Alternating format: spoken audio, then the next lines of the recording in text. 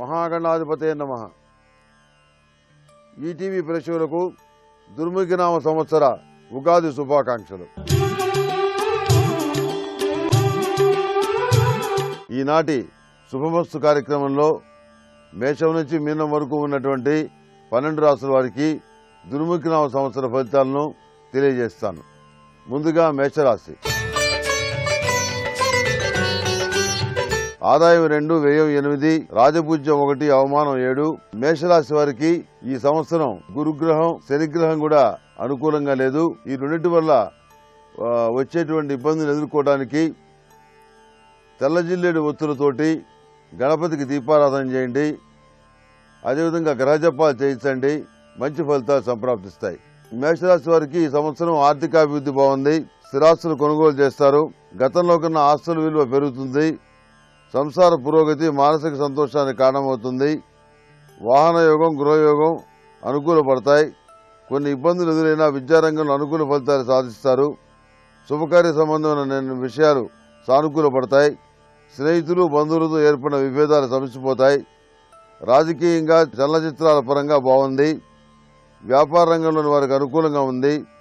ఈ సంవత్సరం తలపెట్టిన కార్యక్రమాలు 3 వంతులు పూర్తి అవుతాయి. విడిపోయినటువంటి వ్యక్తులు తిరిగి కలుస్తారు. విడిపోవాలని భావించిన వారితో సఖ్యత కుదురుతుంది. శుభకార్య సంబంధమైన విషయాలు ముడిపడతాయి. పోటీ పరీక్షల్లో విజయం సాధించి మంచి ఉద్యోగాన్ని సాధించగలుగుతారు. జీవితాశయాన్ని సాధించామన్న సంతృప్తి కలుగుతుంది. అంతో ఇంతో అందరికీ సహాయం చేస్తూ మంచి వ్యక్తిగా ముద్రపడతారు.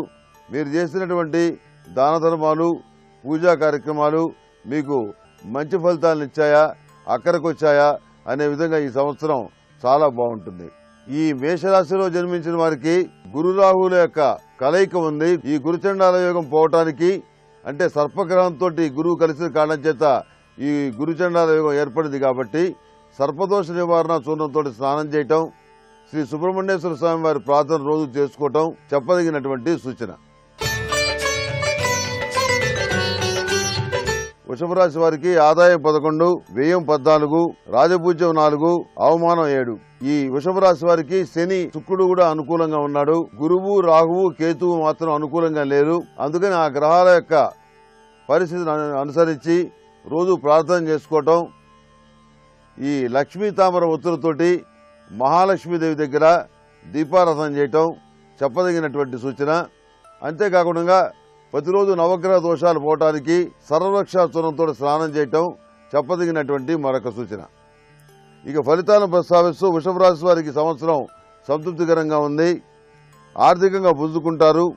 ఆరోగ్య విషయంలో అజాగ్రత్త మంచిది కాదు.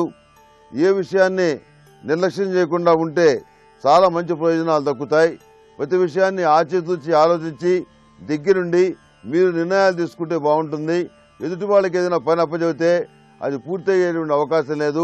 దాని మూలంగా వ్యతిరేకమైనటువంటి ఫలితాలు వస్తాయి. శక్తి సామర్థ్యాలకు తగిన గుర్తింపు, చదివిన చదువుకు తగిన ఉద్యోగం లభిస్తుంది. ఉద్యోగంలో ప్రమోషన్ లభిస్తుంది. ఆధ్యాత్మిక చింతన పెరుగుతుంది. సామాజిక సేవా కార్యక్రమాల ఉత్సాహంగా పాల్గొంటారు. వివాహ శుభకార్యాలను ఘనంగా చేయగలుగుతారు. అదేవిధంగా వివాహం కానటువంటి మగపిల్లల విషయంలో ఉన్నటువంటి దిగులు కూడా తీరిపోతుంది. మానసికమైనటువంటి సంతోషం కలుగుతుంది. ప్రతి విషయంలో కూడాను ఎవరిని విమర్శించకుండా మీ పని మీరు చేసుకుంటూ వెళ్లాలని చెప్పని ఆలోచిస్తారు. మీరంతగానో ఆశలు పెట్టుకున్నటువంటి స్వగృహ నిర్మాణం అనేటువంటి కళ నెరవేరుతుంది. ఈపాటికి స్వగృహం ఉన్న వాళ్ళకి వేరే చోట స్థిరాస్తి కొనుగోలు చేసే పరిస్థితి గోచరిస్తుంది. మొత్తం మీద గడిచిన సంవత్సరం కంటే కూడాను వృషభ రాశి వారికి ఈ సంవత్సరం చాలా అనుకూలంగా ఉంది. అంతేకాకుండా మీ మీద ఆధారపడ్డ వాళ్ళు ఎవరైతే ఉన్నారో వాళ్ళకి మీరు సానుకూలమైనటువంటి సహాయ సహకారాలు అందించగలుగుతారు. అదేవిధంగా కార్యాలయంలో కానివ్వండి, వృత్తి ఉద్యోగాల పరంగా కానివ్వండి సానుకూలమైన ఫలితాలు ఎక్కువగా గోచరిస్తున్నాయి. మీ మీద పగబట్టినటువంటి ఒక వ్యక్తి మిమ్మల్ని ఏమీ చేయలేనటువంటి నిస్సహాయ స్థితి ఏర్పడుతుంది. శత్రువుల మీద ఆధిపత్యాన్ని సంపాదించగలుగుతారు. మీరు ఎవరి జోలు పోరు. ఎవరైనా మీ జోలు వస్తే మాత్రం ఊరుకునే పరిస్థితిగా ఉండదు. ఆ విధంగా మీ పరిస్థితి ఈ సంవత్సరం ఉంటుంది. మిథున రాశి వారికి ఆదాయం 14, వ్యయం 11, రాజపూజ్యం 7, అవమానం 7. ఈ మిథున రాశి వారికి గురు రాహు కేతువులు ప్రతికూలంగా ఉన్నారు. శని కుజ శుక్ర గ్రహాలు అనుకూలంగా ఉన్నాయి. ఈ కారణం చేత ఓం నమో నారాయణాయ ఒత్తులతోటి దీపారాధన చేయాలి. అదేవిధంగా సిద్ధగంధంతో ప్రతి సోమవారం శివాలయంలో అభిషేకం చేయించాలి. శివాలయంలో కుదరని పక్షంలో ఇంట్లోనైనా ఆయా సిద్ధగంధంతో పరమేశ్వరికి అభిషేకం చేసుకోవచ్చు. అందువల్ల సంపూర్ణమైన మంచి ఫలితాలుంటాయి. ప్రతిరోజు కాలభైరవాష్టకాన్ని పఠించడం చెప్పదగిన సూచన. మిథున రాశి వారికి ఈ సంవత్సరం చాలా బాగుంది. ముఖ్యమైన విషయాల్లో విజయం సాధిస్తారు. ప్రజల్లో ప్రఖ్యాతి పెరుగుతుంది. ఆర్థిక పరిస్థితి బాగుంటుంది. ప్రతిష్టాత్మకమైనటువంటి అవార్డులు లభిస్తాయి. కుటుంబ పురోగతి బాగుంటుంది. స్థిరాస్తులు వృద్ధి చెందుతాయి. అనారోగ్య సమస్యలు పోతాయి.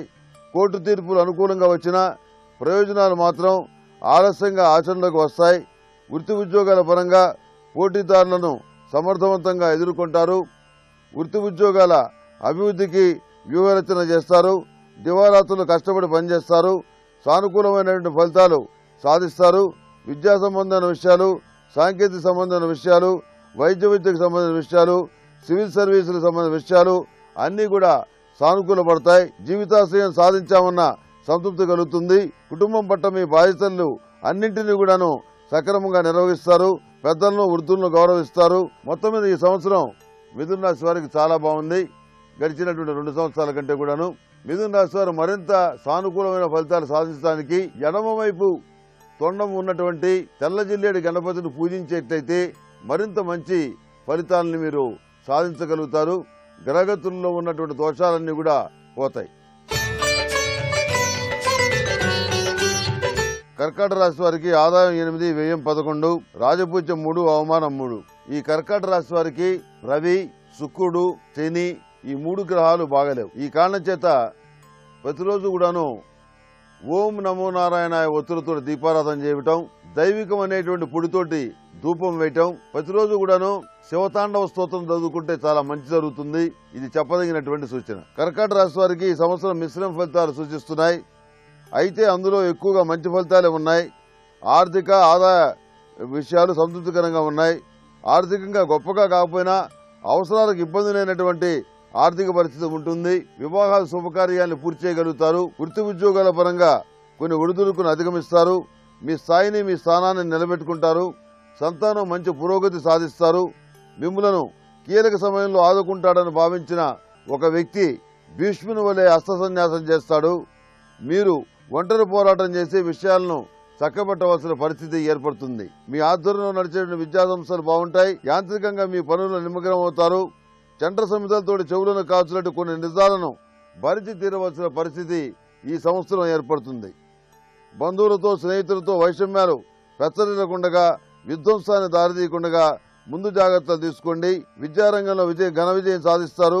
పోటీ పరీక్షల్లో మీ శక్తి సామర్థ్యాలను ప్రదర్శించి అనుకూలమైనటువంటి ఫలితాలను మీరు పొందగలుగుతారు. సమాజంలో మీ ప్రతిష్టను నిలబెట్టుకుంటారు.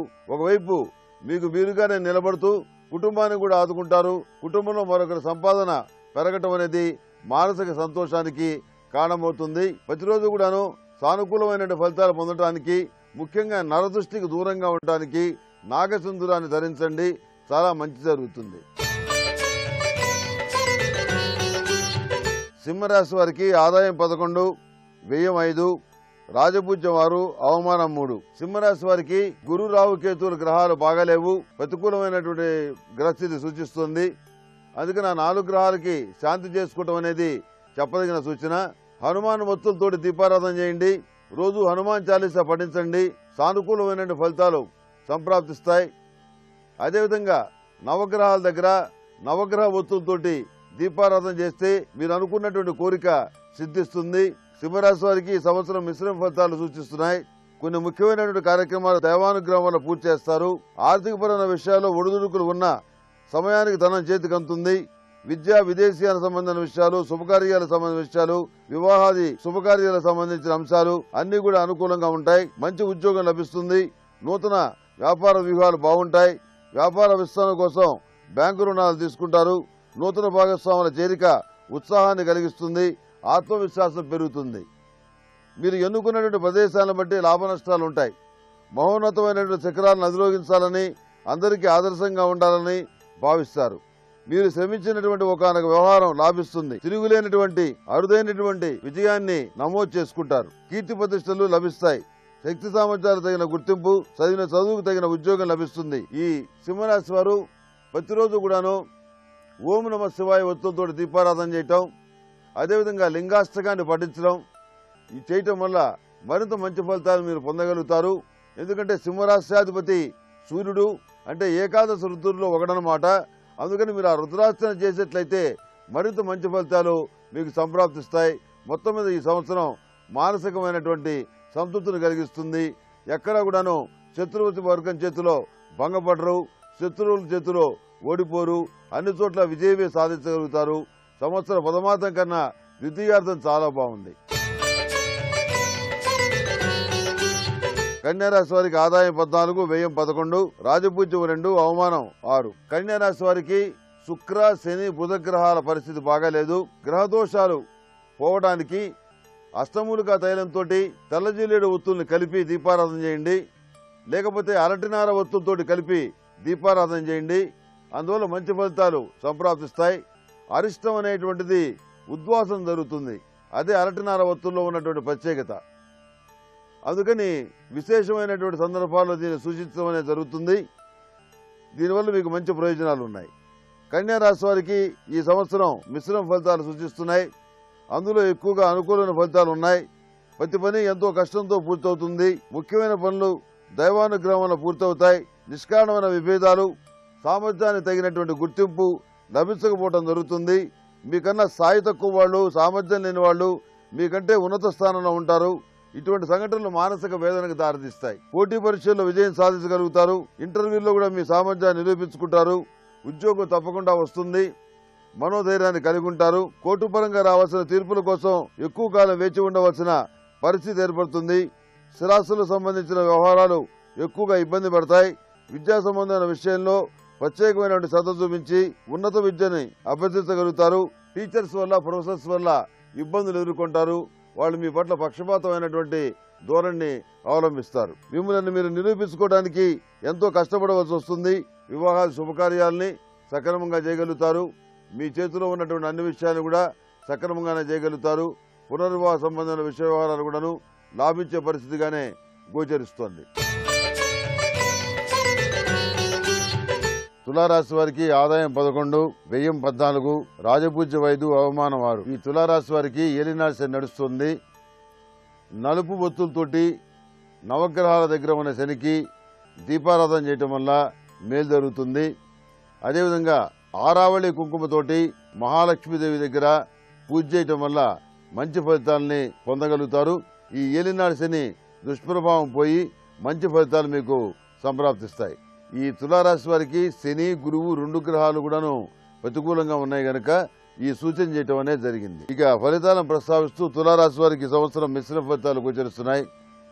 అనుకున్న పనులు నిదానంగా పూర్తవుతాయి. సంవత్సర ప్రథమార్థం కన్నా ద్వితీయార్థం బాగుంది. మీ శ్రమకు తగినటువంటి ఫలితాలు కొంతమేరకు మాత్రమే మీ చేతికి అందుతాయి. స్థిరచరాస్తులకు సంబంధించినటువంటి వివాదాలు సమసిపోతాయి. వృత్తి ఉద్యోగాల్లో ఒడిదుడుకులు, బంధువులతో విభేదాలు సంభవిస్తాయి. ప్రేమ పెళ్లికి సంబంధించిన వ్యవహారాలు వివాదాస్పదమవుతాయి.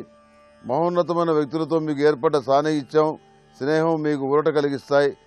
ఎలాంటి వర్గ విచక్షణలు లేక అందరినీ కలుపుకొని ఐకమత్యంతో కొన్ని విజయాలు సాధించగలుగుతారు. అందులో రాజకీయపరమైన విషయాలు కూడా ఉంటాయి. స్త్రీల సహాయ సహకారాలు మీకు ఎంతగానో లాభిస్తాయి. క్రమశిక్షణాయుతమైన పద్ధతిలో పరిస్థితులను సక్రమంగా అంచనా వేసి ఆచితూచి నిర్ణయాలు తీసుకుంటారు.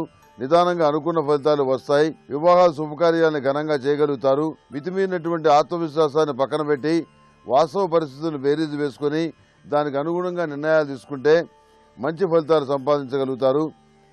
విద్యా సంబంధమైన వ్యవహారాలు, సాంకేతిక విద్యకు సంబంధించిన అంశాలు, ఉన్నత విద్యాభ్యాసము లాభిస్తాయి. విదేశీయాన ప్రయాణాలు కూడా అనుకూలంగా ఉంటాయి. స్వగృహ యోగ్యత ఏర్పడుతుంది. నూతన వాహనాన్ని కొనుగోలు చేస్తారు.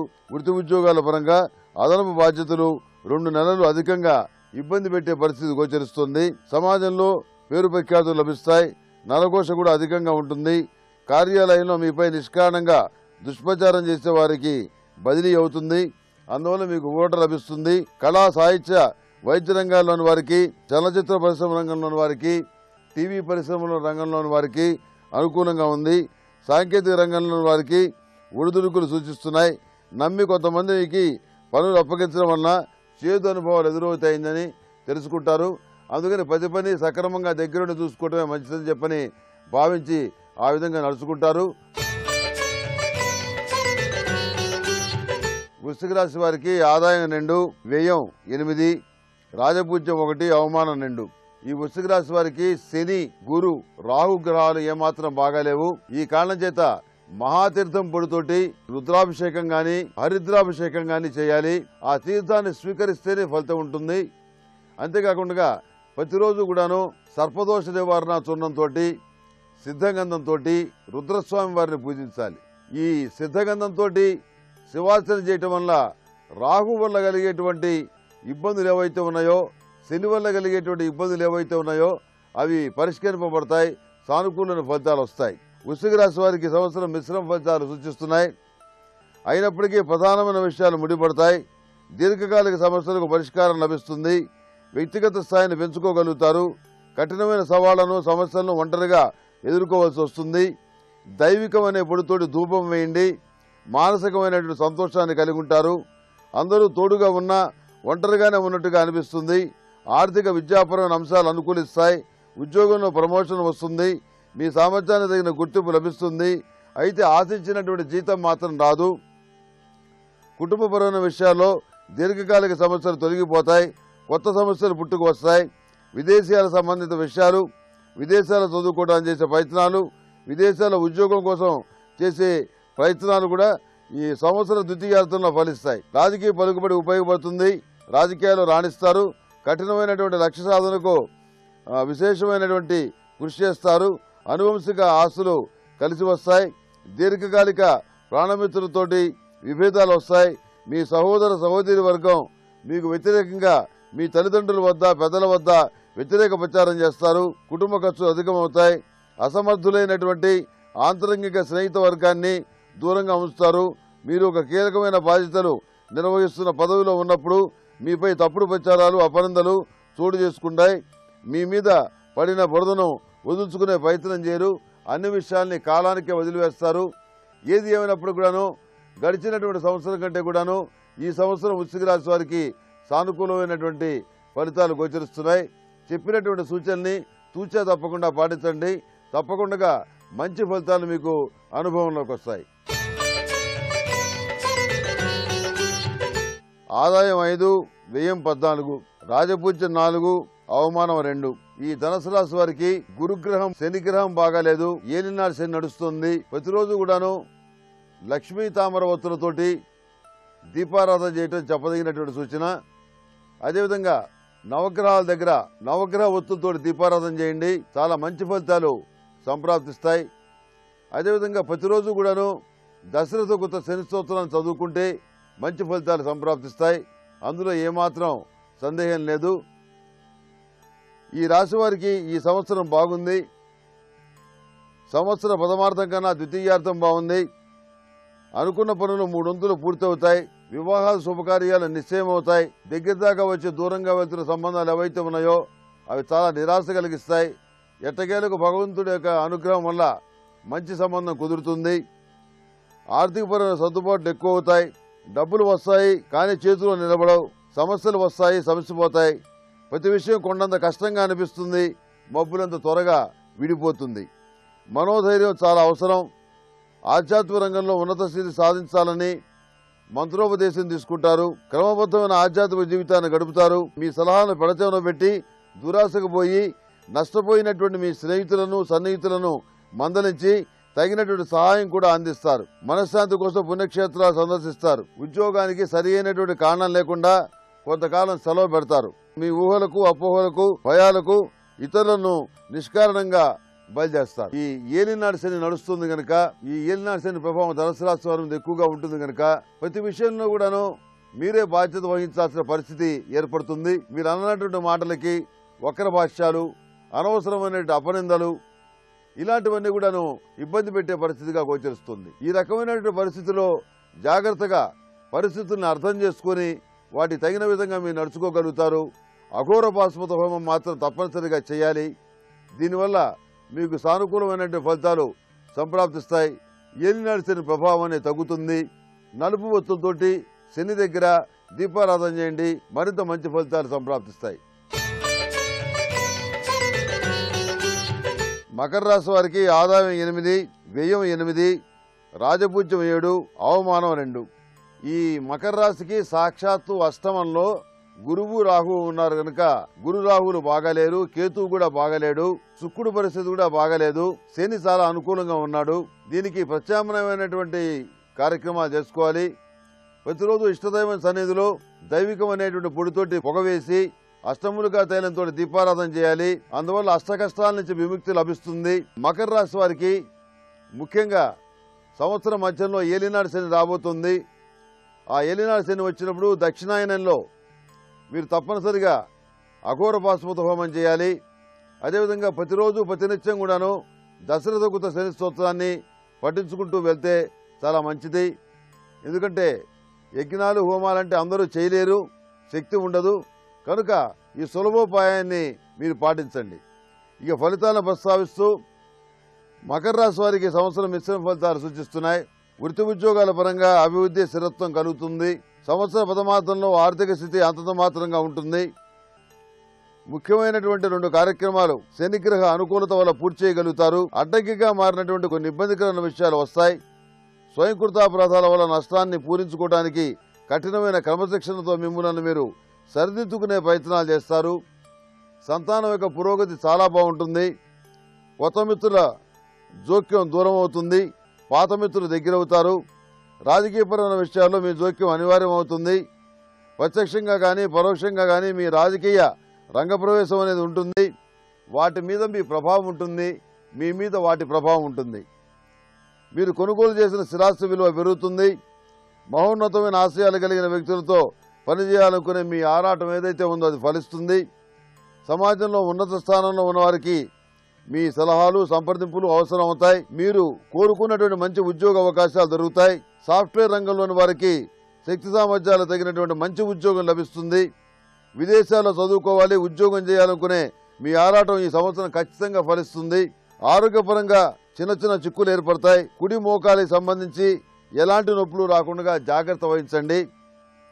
స్పెక్యులేషన్కు దూరంగా ఉండండి. మిమ్మల్ని నిత్యం పొగిడే భజన బృందాలకు దూరంగా ఉండండి. మోసగాళ్ల మాటలు విని ఆత్మీయులను దూరం చేసుకుంటారు. మీ కార్యక్రమాలన్నీ క్రమశిక్షణాయుతంగా రహస్యంగా ముందుకు సాగుతాయి.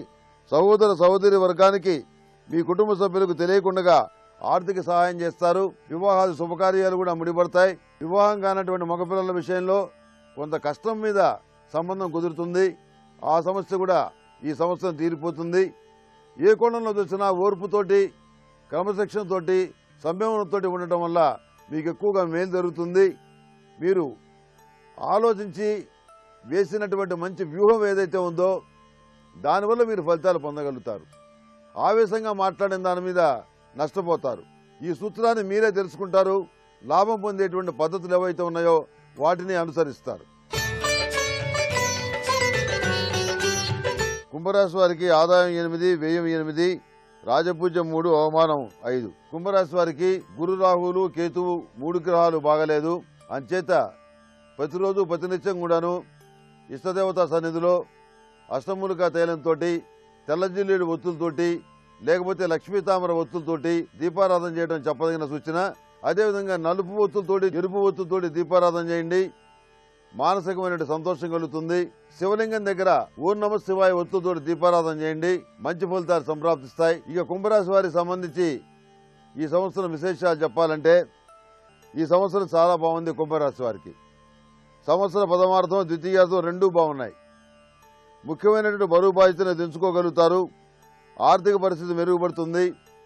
సంతాన సంబంధమైన పురోగతి, కుటుంబ సంబంధమైన పురోగతి బాగుంటుంది. నిర్మాణ సంబంధమైన వ్యవహారాలు పనులు పూర్తవుతాయి.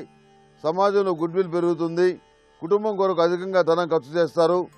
ఏదో ఒక ఖర్చు తగ్గించుకోవాలని మీరు ప్రయత్నం చేసినా సఫలీకృతం కాలేరు. విచిత్రమైన విషయం ఏమిటంటే డబ్బులు అవసరం వచ్చినప్పుడు ఏదో రకంగా ఏదో రూపంలో దొరుకుతాయి. కొన్ని సంబంధాలు దగ్గరగా వచ్చి తప్పిపోతాయి. ఈ దగ్గరగా వచ్చి తప్పిపోతున్న సంబంధాల వల్ల చాలా ఇబ్బంది పడాల్సిన పరిస్థితి ఏర్పడుతుంది. వ్యాపార విషయంలో మితిమీరిన ఆత్మవిశ్వాసంతో మీరు తీసుకున్న నిర్ణయాల వల్ల కొంత ఇబ్బంది పడతారు. సన్నిహితుల సలహాలు తీసుకున్నందుకు మిమ్మల్ని మీరే నిందించుకుంటారు. ఏదైనా నిపుణుల సలహాలు, అదేవిధంగా సన్నిహితుల సలహాలు, స్నేహితుల సలహాలు, పెద్దవాళ్ల సలహాలు చాలా అవసరమని ప్రతి విషయంలోనూ గుర్తుపెట్టుకుంటారు. సామాజికంగా రాజకీయంగా ఏర్పడిన పరిస్థితుల వల్ల సంతాన విషయమై ఎక్కువగా శ్రద్ధ కనబరుస్తారు. వాళ్ళని క్రమశిక్షణలో పెట్టడానికి మీ శాయశక్తులా ప్రయత్నిస్తారు. సంతానం కోసం అధికంగా ధనాన్ని ఖర్చు చేయవలసిన పరిస్థితులు ఏర్పడతాయి. ఇది వృధా ఖర్చులు మాత్రం కావు, సంతానానికి బంగారు బాట అవుతాయి. వారసత్వంగా రావాల్సినటువంటి చరాస్తులు మీకు దక్కుతాయి. కొన్ని సందర్భాల్లో ఇంట్లో అప్రశాంతమైన వాతావరణం, చిల్లర తగాదాలు ఏర్పడతాయి. మీ తగాదాల ప్రభావం పిల్లల మీద పడే అవకాశం ఉంది. అందువల్ల జాగ్రత్తగా మసులుకోండి. పరిశోధనాత్మకమైన విషయాలు కానివ్వండి, సినీ రంగానికి సంబంధించిన విషయాలు కానివ్వండి, టీవీ రంగానికి సంబంధించిన విషయాలు కానివ్వండి, ఇవన్నీ కూడా సానుకూలంగా ఉన్నాయి. వ్యవసాయ సంబంధమైన విషయాలు మాత్రం అనుకూలంగా లేవు. శుభకార్యాలు ఘనంగా చేయగలుగుతారు. విదేశీయాన యత్నాలు ఫలిస్తాయి. కుంభరాశి వారికి గడిచిన 3 సంవత్సరాల కంటే కూడా ఈ సంవత్సరం చాలా బాగుంది. ఏమీ ఆలోచించాల్సిన అవసరం లేదు. ప్రతిరోజు కూడాను నేను ప్రారంభంలో చెప్పినటువంటి ఆ యొక్క సూచనలు పాటించండి. మరింత మంచి ఫలితాలు సంప్రాప్తిస్తాయి. మోకాళ్లకు సంబంధించిన నొప్పులు వచ్చే అవకాశం ఉంది. ఈ విషయంలో జాగ్రత్త తీసుకోండి. ప్రతిరోజు కూడాను సర్పదోష నివారణ చూర్ణంతో స్నానం చేయండి. ఎందుకంటే కుంభరాశి రాశివశాత్తు సప్తమంలో రాహు ఉన్నాడు, సర్పగ్రహం. అందుకని సర్పదోష నివారణ చూర్ణంతో స్నానం చేయటం వల్ల ఆ దోషం పోతుంది.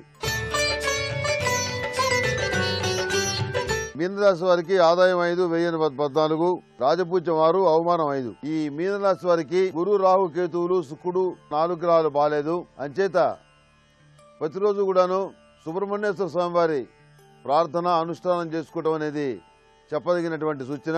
అదేవిధంగా అరిష్ట ఉద్వాసనకి, దుష్టశక్తుల ఉద్వాసనకి అరటినార ఒత్తుతోటి దీపారాధన చేయటం, దైవికం అనేటువంటి పొడితోటి ధూపం వేయటం వ్యాపార ప్రదేశంలోనూ గృహంలోనూ చెప్పదగినటువంటి సూచన. అందులో మీకు ఎలాంటి సందేహాలు లేకుండా సానుకూలమైనటువంటి మంచి ఫలితాలు మీరు పొందగలుగుతారు. ఆ సుబ్రహ్మణ్యేశ్వర స్వామి వారి అనుగ్రహం లభిస్తుంది. మీనరాశి వారికి సంవత్సరం చాలా బాగుంది. ఆర్థిక పరిస్థితి మెరుగుపడుతుంది. రుణాలు తీర్చివేస్తారు. నూతన నిర్మాణ కార్యక్రమాలు ప్రారంభిస్తారు. స్థిరాస్తుల పరంగా కలిసి వస్తుంది. విద్యా ఉద్యోగ సంబంధమైన విషయాలు బాగుంటాయి. సంవత్సర ప్రథమార్థం కన్నా ద్వితీయార్థం బాగుంటుంది. ప్రభుత్వ పరంగా రావాల్సిన ఉత్తర్వులు కాస్త ఆలస్యంగా చేతికి అందుతాయి. రాజకీయంగా అనుకూలంగా ఉంది. సామాజిక సేవా కార్యక్రమాల్లో మంచి పేరు వస్తుంది. మీ మీద ఆధారపడిన అనేక మందిని ఆదుకుంటారు.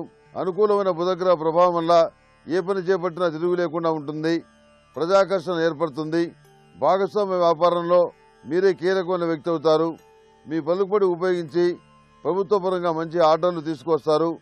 మంచి లాభాలు పొందగలుగుతారు. సమాజంలో ఉన్నత స్థానంలో ఉన్న వ్యక్తులతో కలిసి పనిచేస్తారు. స్త్రీల వల్ల కొన్ని ఉపయోగాలు ఏర్పడతాయి. చాలామందికి మీ పట్ల నమ్మకం కలిగి వాళ్ళ సమస్యలు చెప్పుకుంటారు. వాళ్ళ సమస్యలు పరిష్కరించి స్త్రీల దగ్గర ఓ నమ్మకాన్ని ఏర్పరచుకోగలుగుతారు. సాంకేతిక విద్యాపరమైన విద్యారంగంలో రాణిస్తారు. అత్యున్నత సాంకేతిక విద్యను ఐఐటి వంటివి అభ్యసించడానికి అవకాశాలు వస్తాయి. సంతానపరమైన విషయాలు సజావుగా సాగినప్పటికీ జ్యేష్ఠ కుమార్తె లేక జ్యేష్ఠ కుమారుని విషయంలో జాగ్రత్తలు తీసుకోవాల్సిన పరిస్థితి ఏర్పడుతుంది. నూతన భాగస్వాములతో కలిసి కొత్త వ్యాపారాన్ని ప్రారంభిస్తారు. ఉద్యోగంలో స్థానచలనం తప్పకపోవచ్చు. అయినప్పటికీ మీ ఉనికిని కాపాడుకుంటారు. కుటుంబంలో బంధువుల్లో ఏకాభిప్రాయం సాధించి ఎంతో కాలంగా ఉన్న సమస్యల్ని పరిష్కరించగలుగుతారు. జరగమనుకున్న శుభకార్యాలు ఆకస్మికంగా ముడిపడతాయి. పెళ్లి ఘనంగా చేయాలని చెప్పి నిర్ణయించుకుంటారు. దురభ్యాసాలు కలిగి క్రమశిక్షణ లేని మీ స్నేహితుల వల్ల ఇబ్బంది పడతారు. ఇసుక నుంచి తైలం దిగచ్చు గాని ఇష్టం లేని వ్యక్తుల నుండి ప్రేమాభిమానాలు సాధించడం వల్ల కాదని చెప్పని గ్రహిస్తారు. కొన్ని సందర్భాల్లో కఠినమైన నిర్ణయాలు తీసుకున్నా దానివల్ల మంచి ఫలితాలు త్వరలోనే మీరు చూడగలుగుతారు. ఆ రకమైనటువంటి వినూత్నమైన ధోరణిని మీరు కనపరచగలుగుతారు. ఏది ఏమైనా ఈ సంవత్సరం చాలా బాగుంది, సంతృప్తికరంగా ఉంది. ముందైతే సమస్యలు తీరాయి, మనకేం ఇబ్బంది లేదు అని మానసికంగా చాలా సంతోషపడతారు. దైవానికి పదే పదే కృతజ్ఞతలు చెప్పుకుంటారు. నేను చెప్పినటువంటి సూచనలు పాటించి అమలు చేయండి. సానుకూలమైనటువంటి మంచి ఫలితాలని ఈ సంవత్సరం మీరు పొందగలుగుతారు. శుభమస్తు కార్యక్రమంలో దుర్ముఖినామ సంవత్సర విశేషాంశాలకి స్వాగతం. ప్రేక్షకులందరికీ దుర్ముఖినామ సంవత్సర ఉగాది శుభాకాంక్షలు. ఈ సంవత్సరం అంతా పరమేశ్వరుని అనుగ్రహం నిండుగా మెండుగా ప్రేక్షకులందరికీ ఉండాలని ప్రార్థిస్తూ జీవితాలన్నీ సుఖ సంతోషాలతో ఉండాలని కోరుకుంటూ ఈ సంవత్సరానికి సంబంధించిన విశేషాంశాలని పరిశీలించుకుందాం. దుర్ముఖినామ సంవత్సరంలో నవనాయకులు ఎవరు, ఏ ఏ ఫలితాలను ఇస్తారు పరిశీలించుకుందాం. ఈ సంవత్సరం ప్రజలంతా చేసుకునేటువంటి ధర్మాధర్మాలు, పుణ్య అపుణ్యాలు, వీటికి అనుగుణంగా నవనాయకుల్ని శ్రీ మహావిష్ణువు నియమించాడు. వాళ్లలో మొదటివాడు రాజుగా శుక్రుని ఈ సంవత్సరం నియమించాడు. శుక్రుడు రాక్షస గురువు అయినప్పటికీ కూడా పుట్టుకతో రాక్షసుడు కాడు. ఆ కారణంగా దయాగుణం కలిగినటువంటి శుక్రుడు పశువులని బాగా పెరిగేటటువంటి అవకాశాన్ని కలిగిస్తాడు. పాడి బాగా లోకానికి అందేలా ఏర్పాటు చేస్తాడు. ఇక ఇతనికి మంత్రిగా బుధుడుంటాడు. బుధ పాపయుత పాప పుణ్యయుత పుణ్య అని చెప్తుంది శాస్త్రం. బుధుడికి స్వతంత్రత లేదు. తాను ఏ గ్రహంతో చేరితే ఆ గ్రహం మంచిదైతే మంచి లక్షణాలతో, చెడ్డదైనట్టయితే అదే విధమైన మనస్తత్వంతోనూ ఉంటాడు. ఆ కారణంగా ఈ సంవత్సరం బుధుడు తాను మంత్రిగా ఉన్నటువంటి కారణంగా మేఘాలు వస్తూ ఉన్నట్లయితే వాటిని ఆపడం, ఎండలు వస్తూ ఉన్నట్లయితే వాటిని పెంచే పరిస్థితిని తేవడం, ఉద్రిక్తమైనటువంటి వాతావరణాన్ని లోకంలో సృష్టింపచేస్తూ ఉండడం చేస్తాడు బుధుడు. ఇక సస్యాధిపతి శని. ఈ కారణంగా తనకి సంబంధించిన ఏ వర్ణమైన నలుపుందో ఆ నల్లధాన్యాల్ని బాగా పండిస్తాడు. అంటే మినుముల పంట, నువ్వుల పంట, నల్లరేగడి భూముల్లో వచ్చేటటువంటి పంట, ఇంకా నలుపుకి సంబంధించిన ఏ పంటలైనా బాగా పండించే లక్షణం కలిగి మిగిలినటువంటి పంటల మీద దృష్టిని ప్రసరింపజేసి అంత ఎక్కువ దిగుబడిని ఇయ్యకుండా ఉండేలా చేస్తాడు. అయినంత మాత్రం చేత దుఃఖపడాల్సిన అవసరం లేదు. శుక్రుడు రాజుగా ఉన్న కారణంగా ఆహార ధాన్యాలకి దిగుబడి కానీ, ఆహార ధాన్యాలు కొరత కానీ లేకుండా ఈ సంవత్సరం గడుస్తుంది. ఇక ధాన్య అధిపతి గురుడు. ధాన్యాన్ని జాగ్రత్తగా నిల్వ చేసేటటువంటి లక్షణం కలిగినవాడు. ప్రపంచంలో ఉన్న అందరికీ కూడా ధాన్యం సకాలంలో సక్రమంగా అందజేసేటటువంటి లక్షణం ఉన్నవాడుగా గురుడు కనిపిస్తాడు. కాబట్టి ప్రజలకి ఆహారపు లోటు ఏమాత్రం ఉండదు. మేఘాలకి అధిపతి కుజుడైనటువంటి కారణంగా, కుజుడు మనస్తాపాన్ని కలిగించే గ్రహం అని అనుకున్నటువంటి కారణంగా అకస్మాత్తుగా మేఘాలు వచ్చినప్పటికీ కూడా కురవలసినంతటి వర్షాన్ని, కురిపిస్తాయి అనుకున్నంతటి వర్షాన్ని కురిపించకపోవచ్చు. అయినప్పటికీ కూడా జలాశయాల నుండి తగినటువంటి నీరు వచ్చే కారణంగా ఆహార ధాన్యాలకి దిగుమతికి, ఆహార ధాన్యాల అభివృద్ధికి, ఆహార ధాన్యాల నిల్వకి ఇబ్బంది లేకుండా ఉండవచ్చు. రసాధిపతి చంద్రుడు. ఈ కారణంగా ఫలవృక్షాలన్నీ బాగా ఫలిస్తాయి. సంవత్సరంలోని మొదటి అర్ధభాగంలో అంటే మొదటి 6 నెలల్లో పండ్లు బాగా పండేటటువంటి అవకాశం కనిపిస్తోంది. రెండవ భాగంలో మాత్రం అంత ఎక్కువ దిగుబడి లేకపోవచ్చు, కానీ మొత్తానికి పంట దిగుబడి బాగానే ఉంటుంది. ఫలవృక్షాలు ఈ సంవత్సరం బాగా పండే అవకాశం కనిపిస్తోంది. నీరసాధిపతి శని. రసము అంటే ఏ ఫలవృక్షాలని మనం అనుకున్నామో అది కాకుండా లోహాలకి సంబంధించిన వాడు అని అర్థం. ఆ కారణంగా బంగారం, వెండి, నవరత్నాలు, కర్పూరం, చందనం, యాలకులు మొదలైనటువంటి అన్ని ద్రవ్యాలు విశేషంగా పండే అవకాశం ఉంది. పండినటువంటి ద్రవ్యాలకి ధరలు కూడా మరింతగా పెరిగే అవకాశం ఉంది.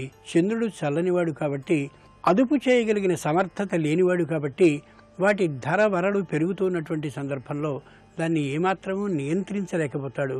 ఆ కారణంగా ఈ లోహాలకి తప్పక ధర పెరిగేటటువంటి అవకాశం కనిపిస్తోంది. అర్కాధిపతి కుజుడు. ఆ కారణంగా లోకంలో ప్రజలకి అనారోగ్య భయం, అలాగే ఉద్రిక్తమైనటువంటి వాతావరణం, మానసిక ఆందోళన కలిగేటువంటి అవకాశం ఉంది. ఇలా నవనాయకులు ఈ సంవత్సరం రాజ్యాన్ని చేస్తారు. కాబట్టి ప్రజలందరూ కూడా నాయకులు ఇచ్చేటటువంటి ఫలితానికి అనుగుణంగా జాగ్రత్తగా మెలగవలసిన అవసరం ఎంతైనా ఉందని మనం గ్రహించుకోగలగాలి. దుర్ముఖినామ సంవత్సరంలో వచ్చే సంక్రాంతి పురుషుని పేరు రాక్షసుడు.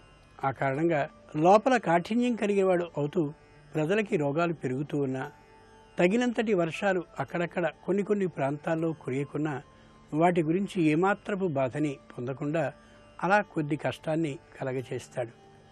సీసపాత్రని అంటే సీసంతో చేయబడ్డటువంటి పాత్రని తనతో పాటు తెచ్చుకున్నటువంటి కారణంగా సీసం అనే పేరు కలిగిన లోహానికి నష్టం కలుగుతుంది. బంగారపు గొడుగుని ధరించి వచ్చాడు కాబట్టి బంగారం యొక్క విలువ పెరుగుతుంది, బంగారపు దిగుబడి తగ్గుతుంది. బంగారపు లోహం కొద్ది కష్టంగానే లభించే అవకాశం ఉంది.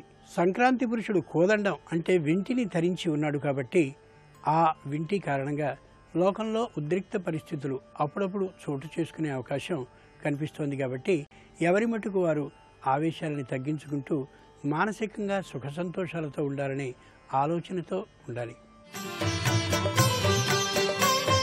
శుక్రమూఢమి ఏప్రిల్ 29వ తేదీ నుండి జూలై 3వ తేదీ వరకు ఉన్నటువంటి కారణంగా ఈ కాలంలో వివాహాది శుభకార్యాలు నిషేధింపబడ్డాయి. అలాగే గురుమూఢమి సెప్టెంబర్ 9వ తేదీ నుండి అక్టోబర్ 10వ తేదీ వరకు ఉన్నటువంటి కారణంగా ఈ కాలంలో చేయవలసినటువంటి పనుల్ని మాత్రమే చేయాలి తప్ప కొన్ని శుభకార్యాలకి ఇది నిషేధం.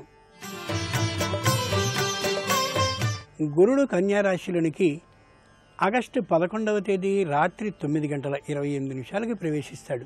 ఈ కారణంగా ఆగస్టు 12వ తేదీ నుండి 12 రోజుల పాటు అంటే ఆగస్టు 23వ తేదీ వరకు కృష్ణా పుష్కరాలు జరుగుతాయి. ఈ సంవత్సరం పేరు దుర్ముఖి. ఈ పదంలో ఉండే విశేషం ఏమిటి? ముఖము అంటే ప్రారంభము అని అర్థం. దుర్ముఖి అంటే ప్రారంభంలో మనకి ఇబ్బందుల్ని కలిగించేది అని దీని భావం. ఈ సంవత్సరం రాజు శుక్రుడు అయినటువంటి కారణంగా శుక్రుడు లక్ష్మీదేవికి తండ్రి కాబట్టి లక్ష్మీదేవి ఆరాధన శ్రేష్టం. ఈ సంవత్సరం మంత్రి బుధుడుగా ఉన్నటువంటి కారణంగా బుధుడు శ్రీ మహావిష్ణువుకి అనుకూలుడు అయినటువంటి కారణంగా మహావిష్ణువుకి సంబంధించిన శ్రీ విష్ణు సహస్రనామాన్ని గాని పఠించుకుంటూ ఉన్నట్లయితే బుధుడి వల్ల కలగవలసినటువంటి ఏ అశుభమైనా ఉంటే తప్పక తొలగి తీరుతుంది. ఇక ముందే అనుకున్నట్లుగా దుర్ముఖి అంటే ప్రారంభంలో అశుభాన్ని కలిగించేటటువంటిది అని అర్థం కాబట్టి ఆ విఘ్నాలు తొలగడానికి ఆ విధమైనటువంటి కష్టాలు ఆటంకాలు పూర్తిగా తొలగిపోవడానికి గజ ముఖుడైనటువంటి వినాయకుడిని ఆరాధించడం తప్పనిసరి. ఇవి ఈ దుర్ముఖినామ సంవత్సరంలో కనిపించే విశేషాంశాలు. ప్రేక్షకులందరికీ మరోమారు దుర్ముఖినామ సంవత్సర శుభాకాంక్షలను తెలియజేస్తూ శుభమస్తు.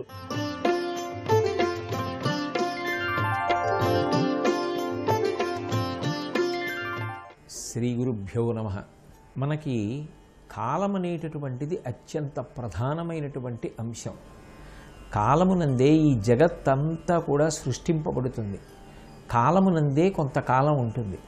చిట్ట చివరికి కాలమునందే లయమైపోతుంది.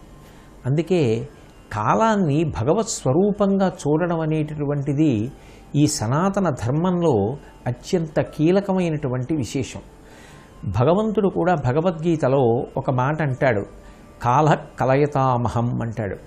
నేనే కాలము యొక్క స్వరూపంగా ఉండి జీవుల యొక్క కర్మలు వాళ్ళు చేసినటువంటి పాపపుణ్యములను చిత్రంగా కూర్చుని గుప్తంగా వ్రాసుకుని వాటికి తగిన ఫలితములను సుఖదుఖాల రూపంలో అనుభవించడానికి వీలైనటువంటి శరీరాల్ని ఆ జీవులకు పునర్జన్మ రూపంలో ఇస్తున్నాను అంటాడు. అందుకే దేవీ భాగవతంలో వ్యాస భగవానుడు ఒక మాట అంటాడు, కాలోహి బలవాన్ కర్త సతతం సుఖదుఃఖయోః నరాణాం పరతంత్రాణం పుణ్య పాపానుయోగతః అంటాడు. గత జన్మలలో జీవుడు చేసినటువంటి పాపపుణ్యములు ఏవుంటాయో వాటిని లెక్క పెట్టుకుని జ్ఞాపకం ఉంచుకోగలిగినటువంటి వాడు పరమేశ్వరుడు ఒక్కడే. మనకి ఒక జన్మలో పరిపక్వతని పొందిన తరువాత చేసిన కొన్ని విషయాలు జ్ఞాపకం ఉంటాయి. కానీ సర్వజ్ఞుడైనటువంటి భగవంతుడికి ఇవాళ మనం ఈ శరీరంలో ఉన్న జీవుడు ఇతపూర్వం ఏం చేశాడు, ఇప్పుడు ఎవరికీ తెలియకుండా చేశాను అని అనుకున్నా ఏం చేస్తున్నాడు, దాని ఫలితమును అనుభవించడానికి ఏ శరీరాన్ని స్వీకరించవలసి ఉంటుంది అన్న విషయంలో నిశ్చయాత్మకమైనటువంటి బుద్ధిని కలిగి ఉంటాడు. అందుకే సనాతన ధర్మంలో అత్యంత ప్రాణప్రదమైన సిద్ధాంతం పునర్జన్మ సిద్ధాంతం. ఏ పనులు నేను చేశానో ఆ పనుల యొక్క ఫలితాన్ని సుఖము రూపంగానో దుఃఖము రూపంగానో అనుభవించడానికి శరీరాన్ని పొందవలసి ఉంటుంది. శరీరం లేకుండా సుఖదుఖాలను అనుభవించడం ఎలా కుదురుతుంది? అయితే కర్మ గొప్పదా ఈశ్వరుడు గొప్పవాడా అంటే ఈశ్వరుడే గొప్పవాడు. ఒక్కొక్కసారి తెలియక పాపం చేసినా ఈశ్వరా నిన్ను నమ్మి ఉన్నాను, దాని యొక్క ఫలితము నన్ను బాధ పెట్టకుండా రక్షించు అంటే పాము కరవవలసిన వాణ్ణి చీమతో కరిపించి విడిచిపెట్టగలిగినటువంటి శక్తి కూడా భగవంతుడికి ఉంటుంది. అందుకే కాలమునందు వచ్చేటటువంటి సమస్త ఉపద్రవములను తట్టుకోవడానికి ఈశ్వరారాధన ఎప్పుడు ఎలా చెయ్యాలో మనకి ఋషులు నిర్ణయించి ఇచ్చారు.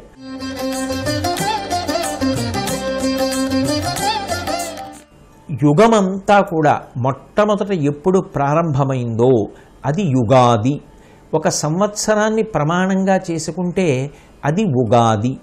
ఎప్పుడు ఉగాది ప్రారంభమవుతుంది అంటే చైత్రమాసంలో శుక్లపక్షంలో పాడ్యమి తిథి ఎప్పుడు సూర్యోదయానికి ఉన్నదో అప్పుడు ఈ సంవత్సరారంభం అవుతుంది. ఈ సంవత్సరం అనేటటువంటిది కాలమునందు ఒక ప్రమాణంగా స్వీకరిస్తారు.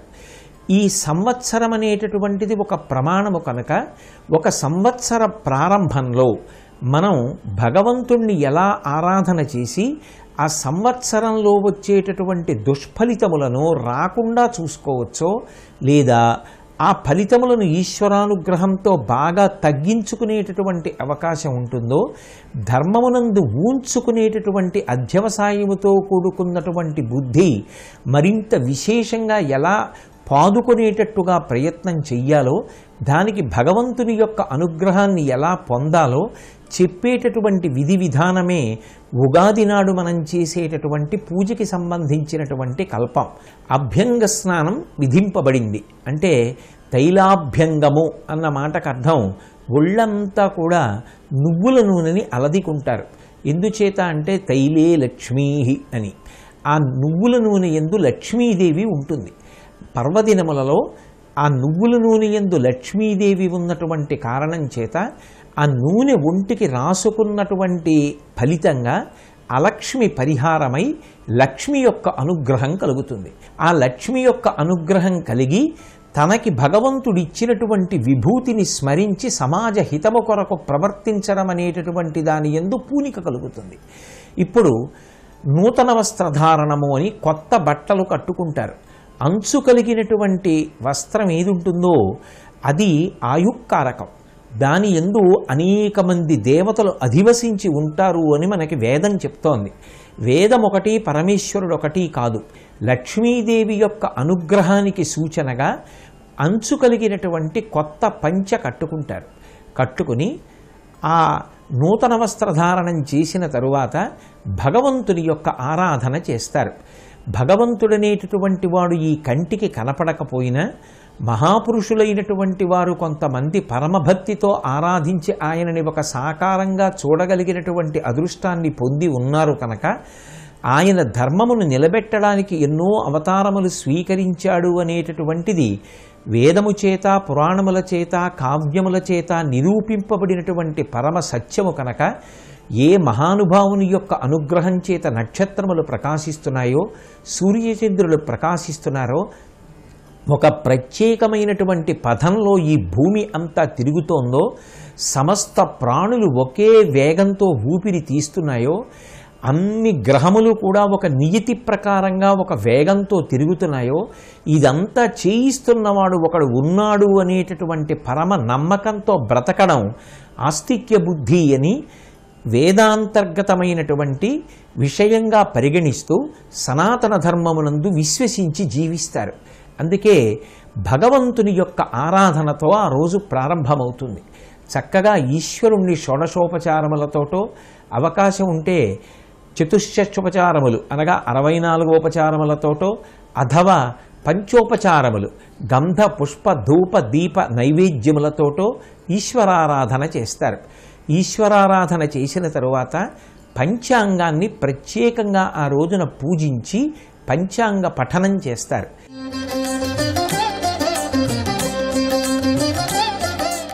ఐదు అంగములతో కూడుకుని ఉన్నటువంటిదేదో దానికి పంచాంగము అని పేరు. ఈ 5 అంగములతో కూడుకున్నటువంటి పంచాంగం కాలాన్ని విభాగం చేసి కాలమునందు దైవ సంబంధమైనటువంటి విభూతి అంతర్లీనంగా ఎలా ప్రవహిస్తోంది అన్నదాన్ని నిర్ణయం చేసి మనకి అందిస్తుంది. ఈ పంచాంగ రచన అనేటటువంటిది భారతదేశం యొక్క కీర్తి ప్రతిష్టలకి ఒక ప్రధానమైనటువంటి కారణం. ఏ రోజు ఎలా ఉంటుంది, తిథి ఎలా ఉంటుంది, నక్షత్రం ఎలా ఉంటుంది, యోగం ఎలా ఉంటుంది, కరణం ఎలా ఉంటుంది, వీటన్నింటినీ కూడా చెప్పగలిగినటువంటి శక్తితో ఉంటుంది పంచాంగం. పంచాంగము అంటే రాబో కాలంలో ఉండేటటువంటి విషయములనన్నింటినీ చూడగలిగినటువంటి ప్రజ్ఞ. వేద పురుషుడికి నేత్రస్థానం జ్యోతిష శాస్త్రం. ఆ శాస్త్రము కాలమునందు రాబోయేటటువంటి విషయములనన్నింటినీ కూడా లెక్క కట్టి చూడగలిగినటువంటి శక్తి కలిగినటువంటి శాస్త్రం. శాస్త్రవేత్తలు మహానుభావులు భగవంతుణ్ణి నమ్మి కాలమును గణన చేసిన వారు కాలమునందు రాబోయేటటువంటి సంఘటనలను లెక్క కట్టగలిగినటువంటి శక్తి కలిగిన వారు ఉన్నారు లోకంలో. ఒక్కొక్క చోట ఒక్కొక్క విధానంలో ఒక వ్యక్తి దోషం చెయ్యొచ్చు. ఒక చోట ఒక వైద్యుడు శస్త్రచికిత్స పొరపాటును చేసి ఉండవచ్చు.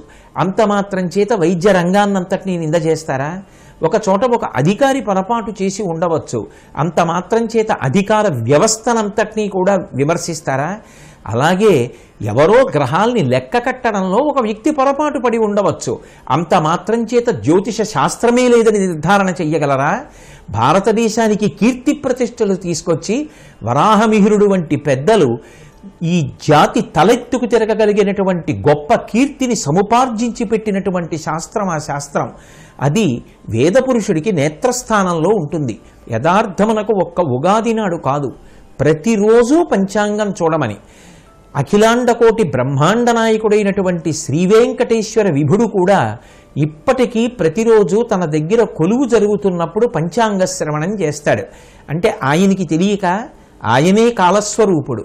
లోకం ఒక సదాచారాన్ని అలవాటు చేసుకోండి అని చెప్పడానికి పంచాంగ శ్రవణం చెయ్యమని పరమాత్మయే మనకి ప్రబోధం చేస్తున్నాడు.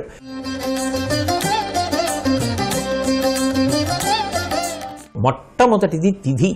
ఈ తిథి విషయం దగ్గరికి వచ్చేటప్పటికీ శుక్లపక్షంలో 15 తిథులు ఉంటాయి, కృష్ణపక్షంలో 15 తిథులు ఉంటాయి. శుక్లపక్షం కృష్ణపక్షం కలిపి ఒక మాసం అవుతుంది. ఇందులో ఒక్కొక్క తిథికి ఒక్కొక్కరు అధిపతిగా ఉంటారు. ఉదాహరణకి నవమి తిథికి దుర్గాదేవి అధిపతి, చతుర్దశి తిథికి శంకరుడు అధిపతి, అలాగే పాడ్యమి తిథికి అగ్ని అధిపతి. ఒక్కొక్క తిథి నాడు ఎవరు అధిపతిగా ఉంటారో ఆ తిథి నాడు దైవము యొక్క అనుగ్రహం అంతర్లీనంగా ఎలా ప్రవర్తిస్తూ ఉంటుంది, ఆ కాలమునందు ఏ పని చేస్తే మనకి యోగ్యంగా ఉంటుంది లెక్క కట్టి మనకి చెప్తారు. తిథి అనేటటువంటిది పంచాంగంలో అంతర్భాగం. ఆ తిథి నాడు తిథి యొక్క అధిదేవతానుగ్రహంతో ఏ పని చేసి భగవంతుని యొక్క అనుగ్రహంతో మనం సంకల్పం చేసినటువంటి కార్యక్రమాన్ని సాధించుకోవచ్చు. సీతమ్మంతటిది రామాయణంలో సుందరకాండలో ఒక మాట అంటుంది, కచ్చిత్ పురుషకారంచ దైవంచ ప్రతిపద్యతే అంటుంది. మన సంకల్పానికి భగవంతుని యొక్క అనుగ్రహం తోడు కావాలి. అలా అనుగ్రహం తోడు కావాలి అంటే పంచాంగమునందు విభాగం చేయబడినటువంటి తిథి యొక్క అధిదేవతల యందు గౌరవాన్ని పాటించాలి. ఏ తిథి నాడు ఏ పని చేయవచ్చు తెలుసుకుని ఆ పని చేస్తే దైవం యొక్క అనుగ్రహం చేత మన సంకల్పములు నెరవేరుతాయి. అది మన మంచి కోసమే చెప్పబడినటువంటి విషయం. అందుకే పంచాంగంలో మొదటిది తిథి, రెండవది వారం. వారములు 7 ఉంటాయి. ఆది, సోమ, మంగ, బుధ, గురు, శుక్ర, శని. వీటికి ఈ పేర్లే ఎందుకు రావాలి? ఈ పేరు రావడం వెనక ఏ అర్థం లేకుండా ఏదో ఆ వారాన్ని ఆ పేరుతో పిలవాలని పిలిచినటువంటి పేరు కాదు. కాలమును గణన చేసి ఒక శాస్త్రీయ ప్రమాణంతో నిరూపణం చేసి వారములకు ఆ పేర్లు తీసుకొచ్చారు. ఉదాహరణకి ఆదివారం ఉంది. ఆదివారము అని ఎందుకంటారంటే ఆ వారానికి ప్రారంభంలో అంటే ఆ రోజు ప్రారంభంలో సూర్యహోర ఉంటుంది. సూర్యహోరతో ప్రారంభమైనటువంటి రోజు కనుక దానికి భానువారము అని పేరు. అలాగే చంద్రుడి యొక్క హోరతో ప్రారంభమవుతుంది కాబట్టి సోమవారము, కుజహోరతో మొదలవుతుంది కాబట్టి మంగళవారము, బుధహోరతో మొదలైతే బుధవారము, బృహస్పతి హోరతో మొదలైతే గురువారము, శుక్రహోరతో మొదలైతే శుక్రవారము, శనీశ్చర హోరతో మొదలైతే శనివారము. హోరని లెక్క కట్టి ఏ హోర ఏ గంటలో ఎప్పుడుందో నువ్వు ఏ కార్యక్రమాన్ని అప్పుడు మొదలు పెట్టవచ్చో, తద్వారా హోరాధిపతుల యొక్క అనుగ్రహము చేత నీ సంకల్పములు నెరవేరడానికి కాలము ఎలా అనుకూలిస్తుందో, తద్వారా నువ్వు ఎలా వృద్ధిలోకి వచ్చి కీర్తివంతుడవుతావో, 10 మందికి దార్శనికుడవుతావో. మనకి వారం జ్యోతిషమునందు అంతర్భాగంగా నిరూపణం చేస్తోంది. కాబట్టి ఇప్పుడు వారం వచ్చింది, తిథి వారము, తర్వాతది నక్షత్రం. నక్షత్రం దగ్గరికి వచ్చేటప్పటికి 27 నక్షత్రములు ఉంటాయి. నక్షత్రములకు కూడా అధిపతులు ఉంటారు. ఉదాహరణకి స్వాతి నక్షత్రం ఉందనుకోండి, వాయువు అధిపతి. శ్రవణం నక్షత్రం ఉందనుకోండి, విష్ణువు అధిపతి. 27 నక్షత్రములు, ఒక్కొక్క నక్షత్రమునకు 4 పాదములు. 27 × 4 108 పాదములు. ఈ 108 పాదములు కూడా 12 రాసులలోకి వెళ్ళిపోతాయి. ద్వాదశ రాసులు అంటారు. ఒక వ్యక్తి పుట్టినా ఒక వ్యక్తి మరణించినా దేన్ని ప్రధానం చేస్తారు అంటే నక్షత్రాన్ని ప్రధానం చేస్తారు. అందుకే ఏ దేవతకైనా పూజ చేస్తే 108 నామాలు ఉంటాయి. అష్టోత్తర శతనామావళి లేకపోతే సహస్రనామావళి. 108 నామాలు ఎందుకంటే 108 నక్షత్ర పాదములలో పుట్టినటువంటి సమస్త జీవులు సంతోషంగా ఉండాలని కోరుకోవాలి. సర్వే జనాః సుఖినో భవంతు. ప్రతిరోజు ఏ నక్షత్రం ఉందో, ఎంతకాలం ఉంటోందో, ఏ ఫలితాన్ని ఇవ్వబోతోందో చెప్తారు. దాని ద్వారా ఆనుకూల్యతని సిద్ధింప చేసుకుంటారు.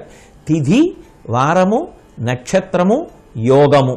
యోగము అనబడేటటువంటి ప్రకరణంలో 11 యోగములు ఉంటాయి.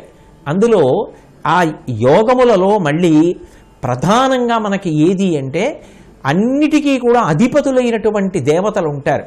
ఆ అధిపతులైనటువంటి దేవతల యొక్క అనుగ్రహ విశేషం చేత ఈ 27 రకాలైనటువంటి యోగముల వలన కూడా దేవతల యొక్క అనుగ్రహాన్ని సంపాదించుకుంటారు. ఏ యోగమునందు ఏ పని చేసి ఎలా వృద్ధిలోకి రావాలో చెప్పబడుతుంది. చిట్ట చివరిది కరణము. కరణములు 11 కరణములు. ఈ 11 కరణములు 2గా విభాగం చేయబడతాయి. స్థిరకరణములు, చరకరణములు అని. చరకరణములు 7, స్థిరకరణములు 4. ఈ కరణముల యందు ఏ ఏ పనులు చేస్తే ఎలా వృద్ధిలోకి వస్తాడో చెప్పబడుతుంది. ఇప్పుడు ఈ పంచాంగాన్ని ప్రతిరోజు కనీసంలో కనీసం ఒక్కసారి ముట్టుకుని ఆ రోజు ఉన్న వారమేమి, ఆ రోజు ఉన్న తిథి ఏమి, ఆ రోజు సూర్యోదయం సూర్యాస్తమయం ఎన్ని గంటలకు అవుతోంది, అలాగే ఏ నక్షత్రం ప్రకాశిస్తోంది, వీటిని ఒక్కసారి పరిశీలించినంత మాత్రం చేత అది కాలము ఈశ్వర స్వరూపం కనుక శ్రద్ధతో ఒకసారి కాల విభాగాన్ని పరిశీలనం చేస్తున్నాడు కనుక పంచాంగాన్ని పరిశీలించినటువంటి కారణంగా భగవంతుని యొక్క అనుగ్రహం కలిగి దాని వలన ఆయువు, సంపద, కీర్తి సమస్తము చేకూరుతాయని ఆర్షవాక్కు. కాబట్టి ఈ 5టి సమాహార స్వరూపాన్నే పంచాంగము అని పిలుస్తారు. ఇటువంటి పంచాంగం ఒక సంవత్సరాన్ని ప్రమాణంగా తీసుకుని పరిశీలనం చేస్తుంది. కాబట్టి ఉగాది నాడు తప్పకుండా పంచాంగాన్ని పూజామంటపంలో ఉంచి ఒకసారి ఇంట్లో ఉన్న వాళ్ళందరి యొక్క గ్రహగతులను చదువుకుని దానికి అనుకూలంగా ఏం చెయ్యాలో నిర్ణయం చేసుకొని కాలము ఈశ్వర స్వరూపమే కనుక నిన్ను నమ్మి ఉండగా ఈశ్వరా మమ్మల్ని గ్రహములు బాధ పెట్టవు, ఎందుకంటే గ్రహములకు ఈశ్వరత్వం లేదు, ఈశ్వరుని యొక్క శాసనం ప్రకారం ప్రవర్తిస్తాయి. మేము ధార్మికంగా బ్రతికే అదృష్టాన్ని, మేము ధర్మంతో ఉన్నంతకాలం నీ అనుగ్రహం ఉంటుంది కాబట్టి గ్రహములు మమ్మల్ని చెనకకుండా బాధ పెట్టకుండా నువ్వు మమ్మల్ని కాపాడతావని ప్రతిన పూనుతారు.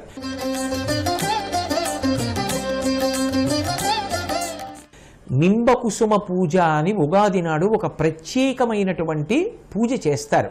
చేసి ప్రసాదాన్ని స్వీకరిస్తారు. భగవంతుడికి సాధారణంగా ఎప్పుడు నైవేద్యం పెట్టినా పళ్ళో, ఏ కొబ్బరి కూరో, లేకపోతే బెల్లం ముక్కో, లేదా మధుర పదార్థాలు, ఏ పులిహార, చక్ర పొంగలి వంటి పదార్థాలు దధ్యోజనమో నివేదన చేస్తారు. కానీ సంవత్సర ప్రారంభంలో మాత్రం విశేషమైనటువంటి రీతిలో ఒక పదార్థాన్ని తయారు చేసి ఈశ్వరుడికి నివేదన చేసి ప్రసాదంగా స్వీకరిస్తారు. దాన్ని నింబకుసుమ భక్షణము అని పిలుస్తారు. అందులో ప్రధానమైనది ఏది అంటే వేప పువ్వు, వేప చిగురు కూడా కలిపే సంప్రదాయం కొన్ని చోట్ల ఉంది. అది తీయగా ఉండేది కాదు, కమ్మగా ఉండేది కాదు, చేదుగా ఉంటుంది. చేదుగా ఉన్న పువ్వుని సంవత్సర ప్రారంభంలో తినిపిస్తారు. ఎందుకు తినిపిస్తారు అంటే భారతీయ తత్వశాస్త్రంలో, ఆర్షధర్మంలో, సనాతన ధర్మంలో ఋషుల ప్రజ్ఞకి 2 చేతులెత్తి నమస్కరించాలి. మొట్టమొదట చేదు తినడం నీకు అలవాటు కాకపోతే పొంగలి తినే అధికారం నీకు లేదు. సంవత్సర ప్రారంభం నుంచి కష్టపడాలి. ఇక ఎదర వసంత ఋతువు వస్తుంది, తర్వాత గ్రీష్మ ఋతువు వస్తుంది. శరీరం కష్టపడుతుంది, చెమట పడుతుంది, డక్కాముక్కీలు తినాలి, కష్టపడి పని చెయ్యాలి. భోగి పండగ దగ్గరికి వచ్చేటప్పటికి తిథితో సంబంధం ఉండదు. దక్షిణాయనం పూర్తయిపోయి ఉత్తరాయణం వస్తే మకర సంక్రమణానికి ముందున్న రోజు భోగి, అంటే దక్షిణాయనపు చివరి రోజు భోగి, తిథితో సంబంధం లేని పండగ. అప్పుడు ఏం తింటున్నాం? పొంగల్ తింటున్నాం. అందుకే ఆ పండగలని మకర సంక్రాంతి అయినా పొంగల్ అని పిలుస్తారు. చక్కెర పొంగల్, తీయటి పొంగలి తింటున్నాడు. ఎప్పుడు తినాలి పొంగలి? మొట్టమొదట చేదు తినడానికి సిద్ధపడిన వాడికే పొంగల్ తినడానికి అధికారం ఉంటుంది. ఎవడు జీవితంలో కష్టపడతాడో వాడే మధుర పదార్థ సేవనమునకు అధికారి. ఎందుకు వేప పువ్వుతో కూడుకున్న పదార్థం తినమంటారు అంటే, యద్వర్షాదౌ నింబసుమం శర్కరాంలఘృతైర్యుతం భక్షితం పూర్వయామేస్య తద్వర్షం సౌఖ్యదాయకం. అది ప్రమాణం. తినేటప్పుడు ఆ ప్రసాదాన్ని, ఆ పదార్థం ఏ ఏ పదార్థముల సంఘాతముగా ఉండాలో కూడా చెప్పారు. వేప పువ్వు, బెల్లం ముక్క, పంచదార కొద్దిగా, ఆ తర్వాత ఆవు నెయ్యి, చింతపండు, వీటిని కలిపి ముద్ద చేసి ఈశ్వరుడికి నివేదన చేస్తారు. నివేదన చేసి పుచ్చుకుంటారు. ఎందుకు పుచ్చుకోవాలి? వేప పువ్వు పచ్చడి పుచ్చుకోవడం మౌఢ్యం కాదు. వేప గురించి కొన్ని అద్భుతమైనటువంటి విశేషాలు చెప్తారు. దానికి సర్వభద్రము అని పేరు. అంటే అది ఇవ్వగలిగినంత సౌఖ్యం లోకంలో ఇంకా ఏది ఇవ్వలేదు. నిన్ను నువ్వు రక్షించుకోవడానికి పరదేవత యొక్క అనుగ్రహం ప్రకృతిని రక్షించడానికి వేప పువ్వుగా ఆ కాలంలో వికసించింది. అది అమ్మవారి అనుగ్రహం అందులో ఉంది. అందుకని నింబసుమం, వేప పువ్వుని కలుపుకుంటారు. యద్వర్షాదౌ నింబసుమం శర్కరాంలఘృతైర్యుతం. ఆవు నెయ్యి అమృతంతో సమానం. అలాగే చింతపండు పుల్లగా ఉంటుంది కాబట్టి ఆకలిని పెంచుతుంది. ఆకలిని పెంచి తిన్న అన్నం జీర్ణమై శక్తి పెరగడానికి కారణమవుతుంది. కాబట్టి ఇటువంటి విశేష పదార్థములను కలిపి భగవంతుడికి నివేదన చేసి ప్రసాదంగా స్వీకరిస్తారు. ఈ ప్రసాద స్వీకారం అనేటటువంటిది ఉగాది నాడు చేసేటటువంటి ఒక ప్రధానమైనటువంటి విశేషం. ఇక ఆ తరువాత తప్పకుండా దేవాలయ దర్శనం చెయ్యాలి. మనకి స్థానికంగా దగ్గరలో ఏ దేవాలయం ఉంటుందో ఆ దేవాలయానికి వెళ్ళి ఆ దేవాలయంలో ఉన్నటువంటి దైవాన్ని స్మరించి ప్రదక్షిణం చేసి చక్కగా మనకి తోచినటువంటి పదార్థం, ఫలమో పత్రమో పుష్పమో ఏది వీలైతే అది దేవాలయానికి పట్టుకెళ్ళి ఇచ్చి నమస్కరించి కొంతసేపు గడిపి ఏ కార్యాన్ని మీరు ఎలా మొదలుపెట్టారు అనేటటువంటిది ప్రధానం. దీనివలన వ్యక్తి యొక్క జీవితం ఆ సంవత్సరంలో చక్కగా ప్రశాంతంగా జరిగి కావలసిన వాటిని సాధించుకోగలిగిన శక్తిని పొందుతాడు. అలాగే దేశమంతా కూడా సుభిక్షంగా ఉండడానికి వీళ్ళందరి యొక్క భక్తి కారణమవుతుంది. ఉగాది పండగ చేసుకునేటప్పుడు నువ్వు ఈ ప్రకారంగా చేసుకుంటే కాలము నీకు సౌలభ్యాన్ని కల్పించి చిట్ట చివరికి ఆ సంవత్సరం అంతా కూడా యద్వర్షాదౌ నింబసుమం శర్కరాంలఘృతైర్యుతం భక్షితం పూర్వయామేస్య తద్వర్షం సౌఖ్యదాయకం. ఆ సంవత్సరము నీకు సౌఖ్యదాయకమై నువ్వు బెంగ పెట్టుకోవలసిన అవసరం లేకుండా నీకు అన్ని రకములైనటువంటి విభూతుల్ని అనుగ్రహిస్తుంది అన్న విషయాన్ని మనందరికీ కూడా పూనికతో అందించడమే ఈ ఉగాది యొక్క ప్రధానమైన విశేషం. అయితే ఈ సందర్భంగా నేను ఒక్క మాట మనవి చేస్తాను, జాగ్రత్తగా జ్ఞాపకం పెట్టుకోండి.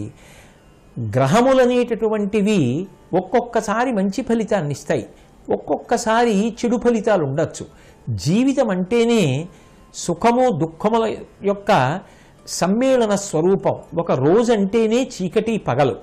అయితే కష్టం వస్తోందని బెంగ పెట్టుకోకూడదు, సుఖం వస్తోందని విర్రవీగకూడదు. రెండిటినీ ఇచ్చేవాడు ఒకడున్నాడు. వాడి యొక్క అనుగ్రహాన్ని పొందిన నాడు చిన్న కష్టం వచ్చినా విచలితులమైపోయి మట్టి ముద్ద నేల మీద పడి మళ్ళీ పైకి లేవకుండా నేలనంటుకున్నట్టుగా కాకుండా బంతిలా కింద పడినా పైకి లేవగలిగిన శక్తి వస్తుంది. అది రావాలి అంటే ఈశ్వరుణ్ణి పట్టుకో, తప్ప కేవలం మనుష్యుల్ని నిరుత్సాహపరచడానికో ఇది చదువుకుని బెంగపెట్టుకొమ్మనో అవి రాలేదు. అందుకే సంవత్సర ఫలితాలు చెప్పి చిట్ట చివర ఒక మాట చెప్తారు, మీరు ఈ దేవతని ఉపాసన చెయ్యండి అని చెప్తారు. పంచాంగం అనేటటువంటిది మన సనాతన ధర్మమునందు అంతర్భాగమైనందుకు మనందరం గర్వపడాలి. కాబట్టి ఈ నూతన సంవత్సరం అందరికీ కూడా శ్రేయోదాయకం కావాలని, అందరూ పరమ సంతోషంగా ఉండాలని, ఇంకా ఇంకా కీర్తి ప్రతిష్టలు సంపాదించాలని, తెలుగు మాట్లాడేటటువంటి ప్రజలు ఎక్కడ ఉన్నా వాళ్ళందరూ కూడా ప్రపంచంలో సమున్నతమైన కీర్తి ప్రతిష్టలను సంపాదించుకోవాలని ఈటీవీ పక్షాన, ఈటీవీ ద్వారా, ఈటీవీ యొక్క అనేక కోట్ల మంది శ్రోతలకు ప్రేక్షకులకు ప్రత్యేకంగా తెలుగువారందరికీ కూడా నా హృదయపూర్వక నూతన సంవత్సర శుభాకాంక్షలను ఆవిష్కరిస్తూ స్వస్తి.